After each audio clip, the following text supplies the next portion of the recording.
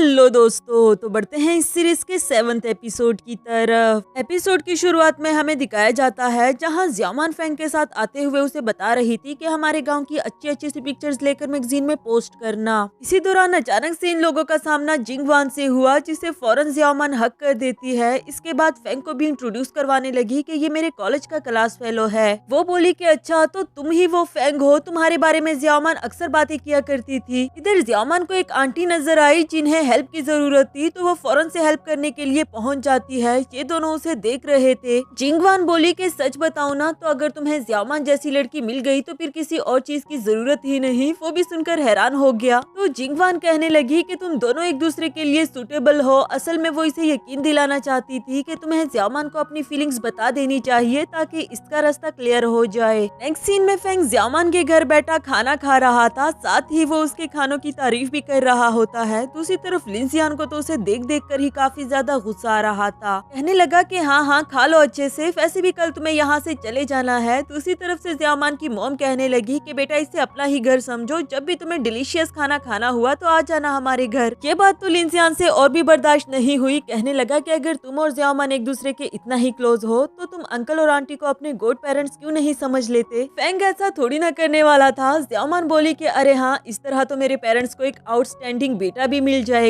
लिनजियान ने जल्दी से कप में चाय डाल दी और फेंग को देते हुए बोला कि ये लो, इसे अपने गोड पेरेंट्स को सर्व करो। यानी कि वो जबरदस्ती उसे अपना साला बनाना चाहता था, जो कि फेंग तो बिल्कुल भी नहीं चाहता। उसने जानबूझकर अपने हाथ पर चाय गिरा दी, जिससे सबका ध्यान भी भटक गया और ज़ियामान तो लिनजियान को ही बातें सुनाने लगी कि कितने केयरलेस हो तुम, देखो ना तुमने गर्म चाय उसके हाथ के ऊपर गिरा दी। फौरन से फेंग को अपने साथ ले जाने लगी उसके हाथ पर ठंडा पानी डालने के लिए। इधर लिनजियान को दिल ही दिल में काफी गुस्सा आ रहा था। नेक्स्ट सीन में ज़ियामान फेंग के हाथ पर मेडिसिन लगा रही थी और उसे कहती है कि तुम्हें भी केयरफुल रहना चाहिए था, जबकि वो तो मुसलसल इसे देखता रहा। तब तक लिनजियान भी इनके पीछे पहुंच आया, जो बहाने से ज़ियामान को उससे दूर करना चाहता था। कहने लगा कि तुम्हारी मॉम तुम्हें बुला रही है, जिस पर ज़ियामान मेडिसिन उसके हवाले करके वहाँ से चली गई। लिनजियान भी वहाँ से चला जाता है क्योंकि वो भी इसके मुँह नहीं लगना चाहता। इधर फेंग ज़ियामान के रूम में उसकी पिक्चर्स देख रहा था। अचानक से उसे एक स्केटबोर्ड नजर आया, तो कहने लगा कि ये स्केटबोर्ड आज तक उसने अपने पास रखा हुआ है। यहाँ साथ ही उसे फैमिली मेंबर्स की कॉल आई, जो कि उसे पूछ रहे थे कि तुम वापस कब आओगे। तो वो बोला कि मुझे कुछ दिन यहाँ पर लग जाएंगे क्योंकि मैं अपनी एक कीमती चीज को वापस लेना चाहता हूँ।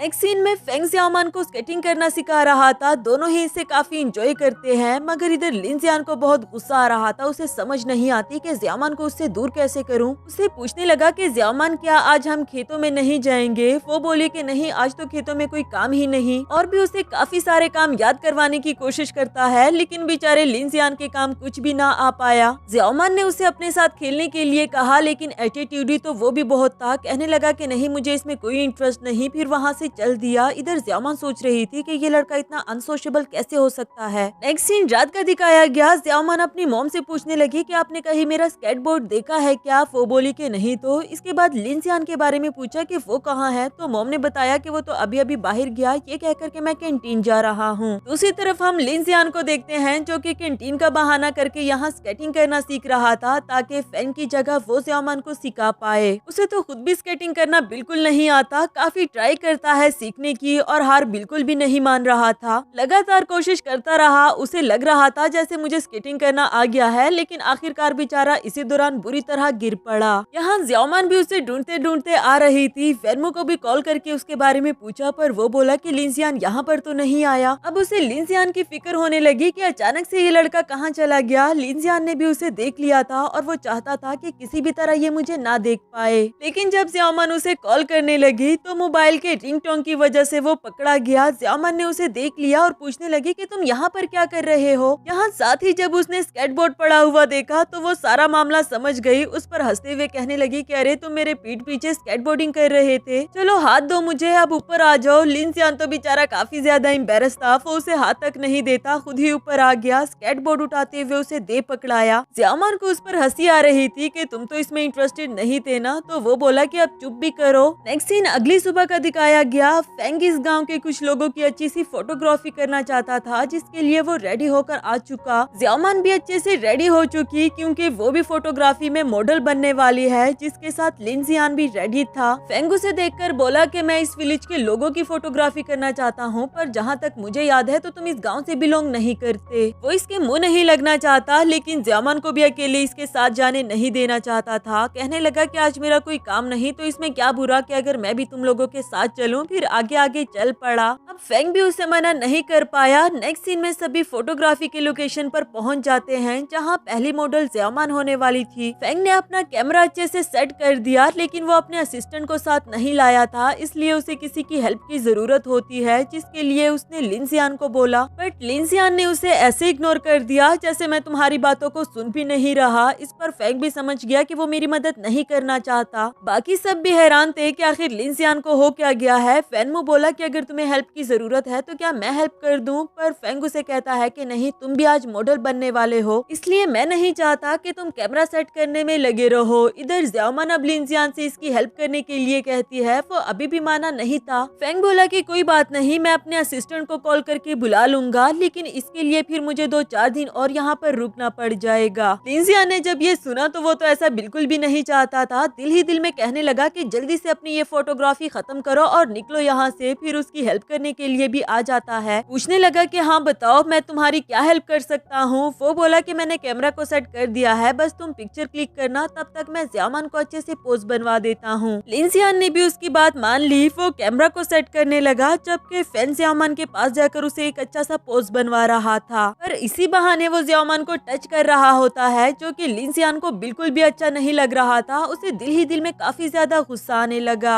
आखिरकार तो वो गुस्से में जाकर ज़यामान का हाथ पकड़ते हुए अपने साथ ले जाने लगा था। फेंग बोला कि ये तुम क्या कर रहे हो, अभी तक तो हमारी शूटिंग भी कंप्लीट नहीं हुई। फेंगमू काफी समझदार होता है, वो समझ गया था। ज़यामान से कहने लगा कि देखो, अब ये तुम्हारा फियांसी है, तुम्हें थोड़ा सा ख्याल रखना चाहिए। लेकिन जिंगवान ने फौरन से कवर कर दिया। वो कहती है कि अरे अब ऐसा भी कुछ नहीं हुआ, ये दोनों दोस्त है, लिन जियान को इतना भी बुरा नहीं मनाना चाहिए। उधर दोनों ने ज़यामान का हाथ पकड़ रखा था। वो अपना हाथ छुड़ाते हुए बोली कि आखिर तुम दोनों को हो क्या गया है। फिर वो लिन जियान को अपने साथ साइड पर ले आई, उसे अच्छे से समझाती है कि देखो, हमारे फियांसे होने की एक्टिंग अपनी जगह, लेकिन ये शूट हमारे विलेज के लिए काफी बेनिफिशियल है। अब मुझे अच्छे से शूटिंग करने दो, और अगर तुम्हें नहीं देखना तो यहाँ से चले जाओ। बेचारा लिन जियान कर भी क्या सकता था। वो इसे शूटिंग करने दे देता है और कुछ साइड पर जाकर पहले की तरह खड़ा हो गया। इन लोगों को शूटिंग करते हुए देखकर उसे अभी भी गुस्सा तो काफी ज्यादा आ रहा था, लेकिन खैर अब वो खुद पर कंट्रोल करने की कोशिश करता रहा। नेक्स्ट सीन में फेंग इन लोगों से कुछ और पोजेस ट्राई करवाता है, जिसमें इन तीनों को ही शूट किया जा रहा था।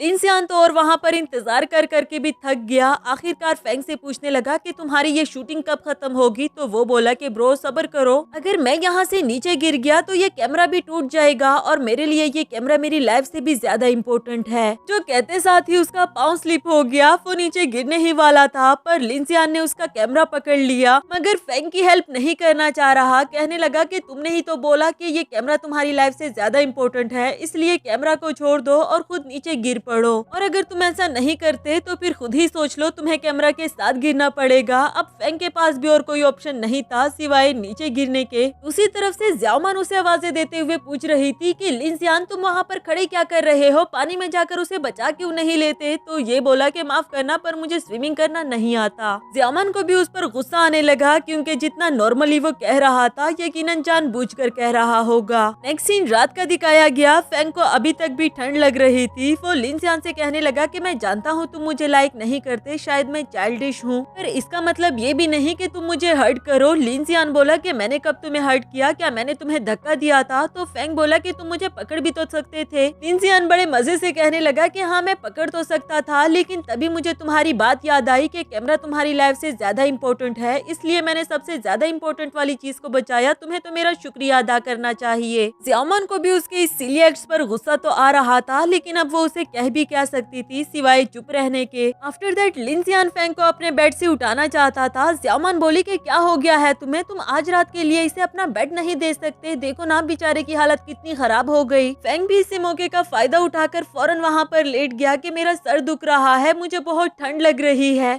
लिन जियान अब उसे उठाता भी तो कैसे, वो खुद ही गुस्से में वहाँ से बाहर चला गया। नेक्स्ट सीन में वो बेचारा बाहर बैठा हुआ था। अचानक से उसने ज़यामान को देखा तो उसे आकर पूछने लगा कि ये तुम क्या कर रही हो। वो बोली कि मैं फेंग के लिए उसके कपड़े वॉश कर रही थी, ठंड की वजह से वैसे ही उसकी हालत खराब है। लिन जियान बोला कि क्यों, उसके अपने हाथ नहीं है क्या जो तुम उसके लिए वॉश कर रही हो। ज़यामान को समझ नहीं आती लगी कि आखिर वो ऐसा रिएक्ट क्यों कर रहा है। कहने लगी कि इसमें क्या मसला है, अगर मैं उसके लिए ये कपड़े धो दूं। फिर वहाँ से चली गई। जिसके जाते ही फेंग बाहर आते हुए इससे कहने लगा कि तुम्हें इतनी इरिटेशन क्यों हो रही है। तो वो बोला कि एक बात तो मुझे सच सच बता दो कि इस गाँव में आने का तुम्हारा मकसद क्या है। फेंग अब मजीद उसे छुपा भी नहीं सकता था। इवल स्माइल देते हुए बोला कि तुम्हें खुद पता होना चाहिए। जिसके बाद वो ज़ियामन को आवाज देते हुए कहता है कि तुम रहने दो, मैं खुद ही धो लूंगा, तुम जाकर आराम कर लो। लिन जियान गुस्से में उसे घूरता रहा और इसी के साथ हमारा ये वाला एपिसोड भी खत्म हुआ।